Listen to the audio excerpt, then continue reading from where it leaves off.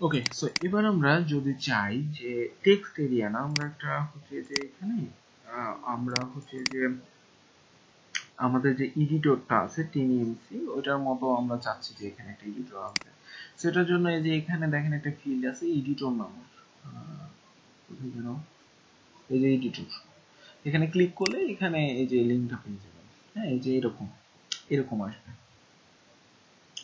So এখানে কিভাবে এটাকে ইউজ করতে হবে, এই যে এগুলা দেখেন টাইপ কি, কোনটা কি, সব লেখা আছে। সো আমরা জাস্ট এই যে এটা নিলেই হয়ে যাচ্ছে আমাদের। হ্যাঁ, সো আমরা যেটা করব সেটা হচ্ছে যে এখানে আর একটা ফিল্ড বানাই।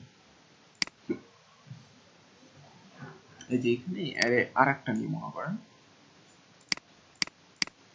সাপোজ এখানে 2 দিয়ে দিলাম, ডিসক্রিপশন মনে করেন এখানে 2 দিয়ে দিচ্ছি। হ্যাঁ, 2, সবগুলোতেই আমি 2 দিয়ে দিলাম। যেটা যে আপনার অপশন লাগবে সেগুলো ইউজ করলে হবে। এখন জাস্ট আমাদের যেটা করতে হবে সেটা হচ্ছে এখানে একটু চেঞ্জ আছে, সেটা হচ্ছে যে আমাদের টাইপ, যেটা টাইপ হবে এডিটর, এটা ইউজ করতে হবে। এবং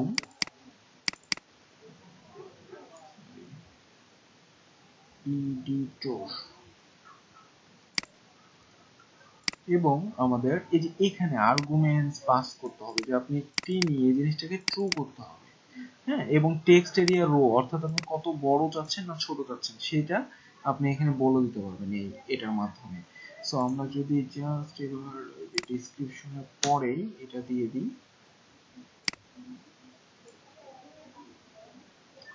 দেওয়ার পর জাস্ট এবার আমি রিলোড দিব আমার সাইটে। হ্যাঁ, রিলোড কানেক্ট,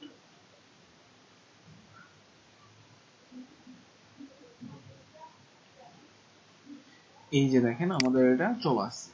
ঠিক আছে, এই যে অপশন সবকিছু, ইমেজ টিমেজ অপশন আমাদের চলে আসছে।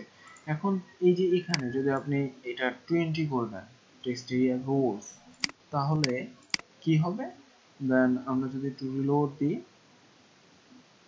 এই যে দেখেন কত বড় হয়ে গেছে।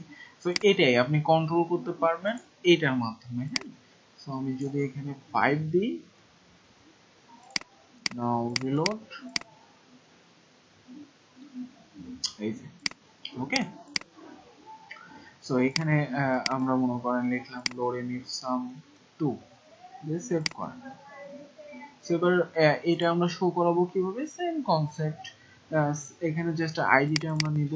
আইডিটা যদি আমরা সাপোজ এই যে আমাদের হেডারের এখানে মনে করেন সাইট ডিসক্রিপশন বাদে আমি সাইট ডিসক্রিপশন 2 দিয়ে দিলাম, তাহলে এবার আমাদের এখানে কি শো করবে,